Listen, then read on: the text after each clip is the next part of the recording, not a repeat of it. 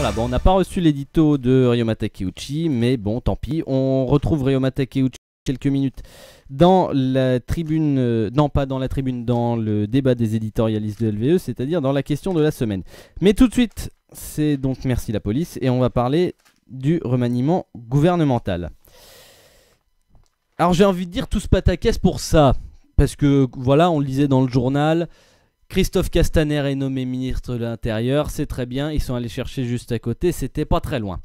C'est pratique, oui, mais alors pourquoi être resté pendant 2 semaines sans un ministre de l'Intérieur en titre et avec un intérim d'Édouard Philippe, qui certes a assuré le boulot, mais c'est pas suffisant quand il s'agit d'un ministère régalien comme le ministère de l'Intérieur. Je rappelle, s'il était nécessaire de le faire, que Gérard Collomb était ministre d'État, ministre de l'Intérieur, c'est-à-dire qu'il était dans l'ordre protocolaire numéro 3 du gouvernement.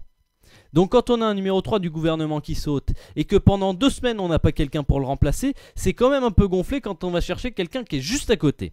Bon, une crise donc tout à fait évitable, et c'était vraiment pas compliqué d'aller vite puisque voilà, il suffisait de remplacer Gérard Collomb, quitte à faire sauter ensuite Françoise Nyssen, Stéphane Travert et Jacques Mézard qui sont partis, oui, d'accord. Et ben on pouvait les remplacer ensuite et faire un remaniement plus large une fois qu'on avait choisi que Christophe Castaner serait ministre de l'Intérieur. Le problème en fait qui s'est posé, et vous le savez très bien, c'est que Christophe Castaner est à la tête d'En Marche depuis 1 an, qu'il est également secrétaire d'État auprès du... Il était secrétaire d'État auprès du Premier ministre chargé des relations avec le Parlement, c'est-à-dire qu'il avait quand même une certaine importance au sein du gouvernement et c'était un petit peu compliqué de le déplacer. C'est donc un remaniement purement politique avec de belles prises à droite, on l'a dit, Franck Riester, à gauche, Didier Guillaume.